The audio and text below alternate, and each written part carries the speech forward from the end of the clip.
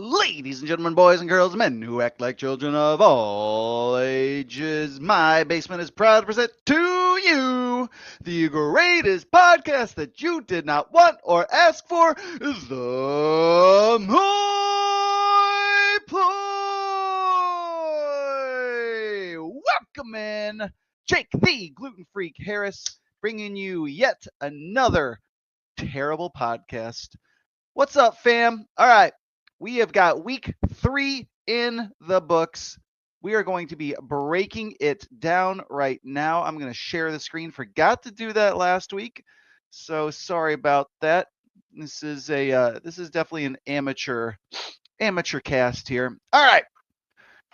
In our week 3 matchups, we had myself, Jake the Gluten Freak Harris, against Brent Ent, my worst nightmare, allegedly. And well, he came out with a really strong start, 35 points out of the Minnesota Vikings defense, and then you know what happened?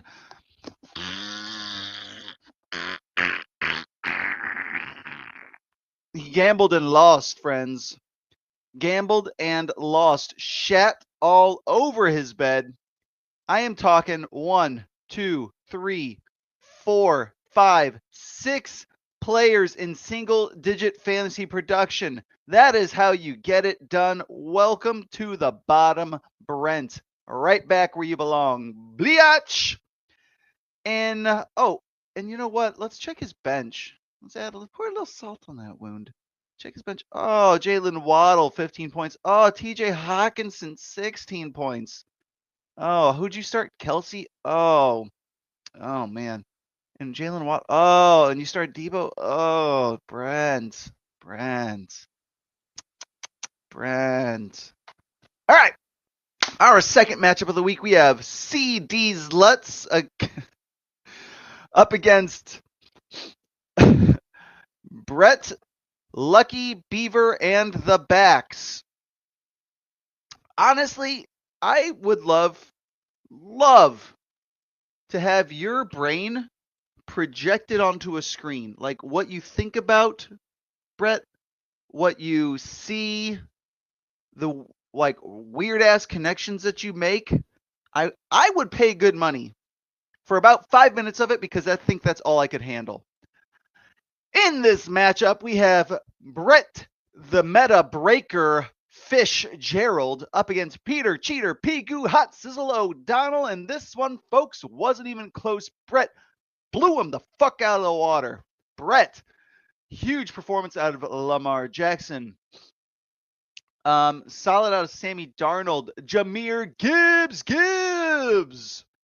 Jahmyr Gibbs goes off for 27. Couple of duds here. Calvin Harris Ridley. Someone explain that to me. 1 catch on 7 targets. Yikes. It is not going well in Tennessee. Excuse me, I got the sniffles. And where's the other stupid ass nickname you have? Oh yeah. Rashee Rice. Like, dude, why are you nicknaming your guys their actual name?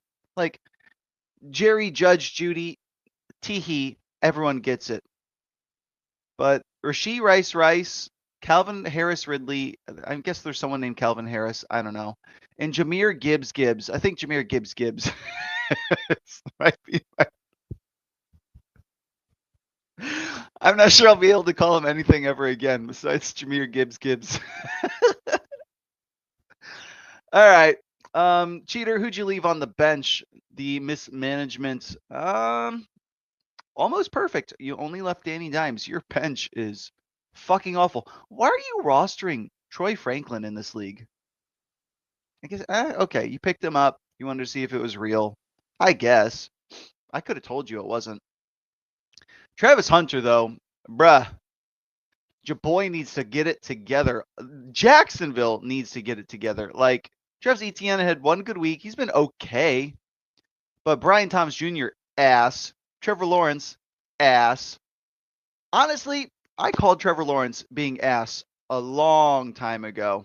Like, I think it was his at the end of his rookie year, I was like, he's cooked. Jacksonville Jaguars have completely ruined his career.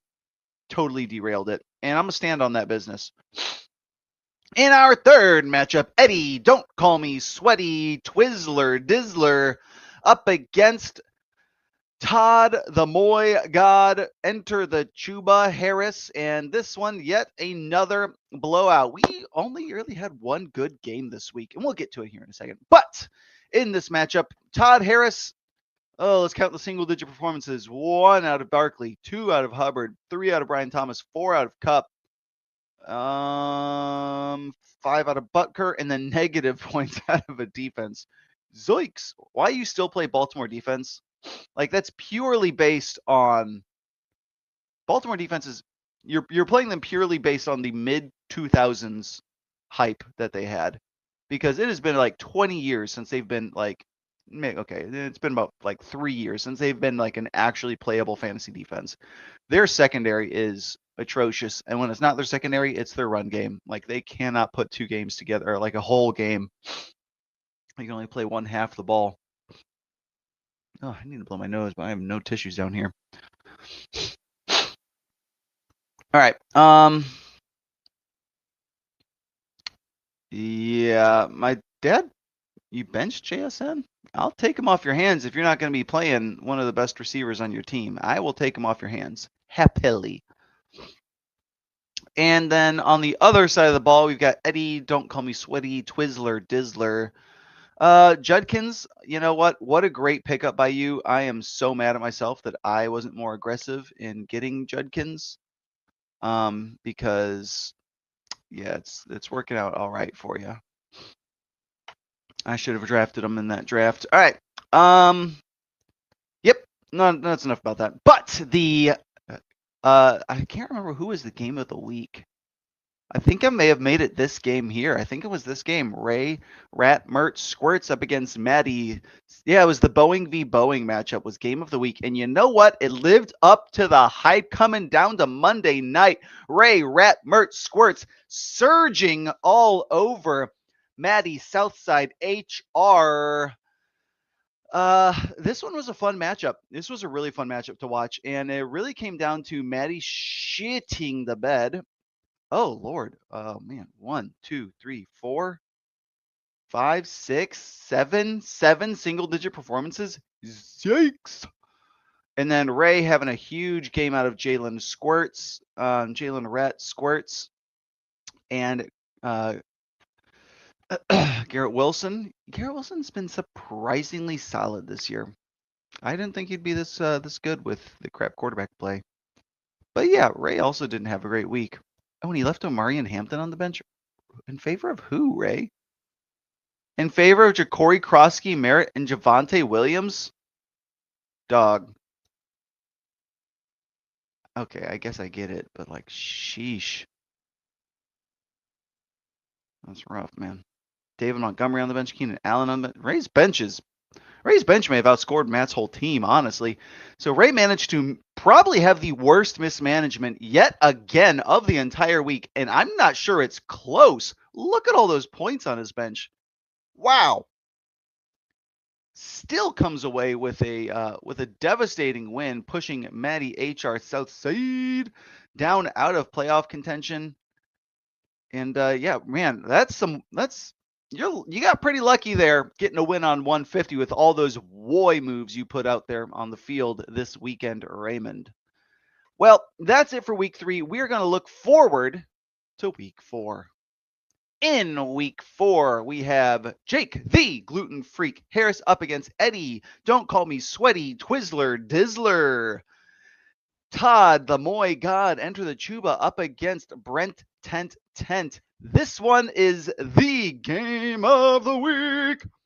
The game of the week brought to you by a steak dinner between these two, as is per usual. I think the loser always buys the winner dinner. I don't know if these guys actually follow through on that, but that's what they say, and it's cute. I like their little mandates.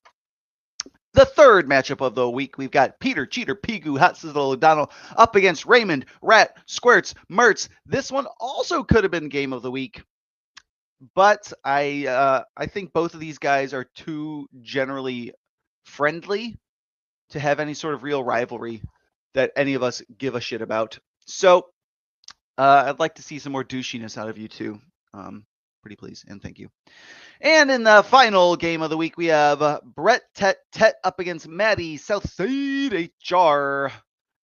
This one is man, Brett's projections are wild. He's projected for 192, might be the highest projections we've ever seen in this league. What a juggernaut Brett has put together this year. He is number 1 in the standings, number 1 in points for. Eddie behind him by 12 points. Eddie's having a great season too. And then like trailing way behind a full, what is that? 40 points back is myself.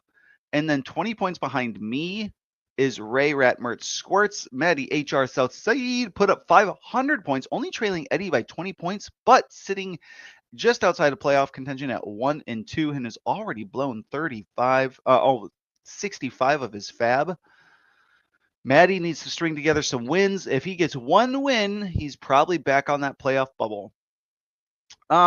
Starting to panic down here at the bottom, we have Brent Tent. Tent needs this win against his probably one of the easier matchups he's going to get all season and enter the Chuba. And then CD's Lutz has already blown $83 of fab. And who does he have to show for it? Daniel Jones.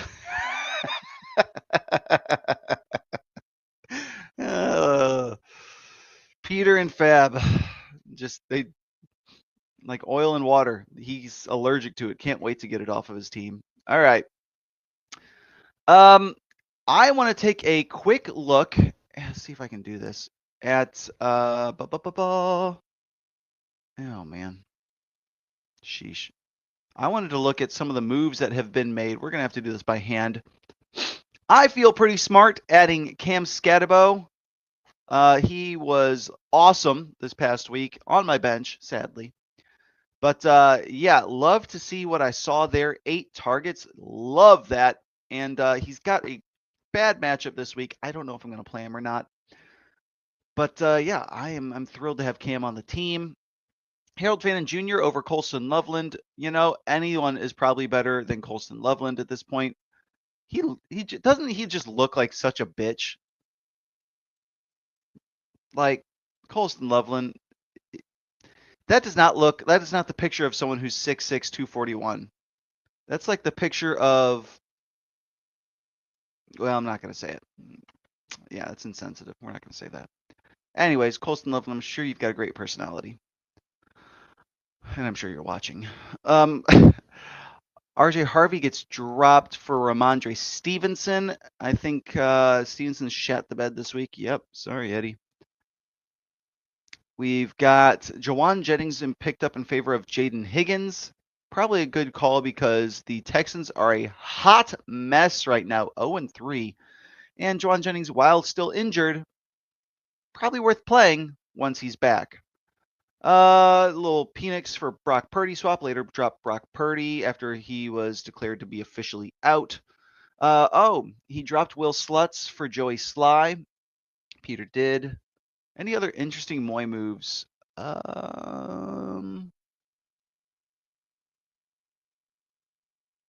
Aaron Jones got dropped. Interesting. Oh, yeah, he got injured. He's on the IR. That makes sense. Wan'Dale Robinson got dropped. That's interesting as well. Okay, he was point chasing. He added. Sorry, added. Point chasing added. And then that makes sense. I am looking for anyone who did anything MoY worthy. Looking for some sort of shout out here. Jawan Johnson was the highest expended, and Brett overspent on Jawan Johnson by $31. Boy. Daniel Jones was overspent on by $22. Boy. Tucker Kraft was overspent on by $15. Boy. Keenan Allen was overspent on by $13. Boy. Wan'Dale Robinson, honestly, not that bad. I'm not going to give you the boy shout out there, Pigu. Troy Franklin, though, spending any money on him, boy.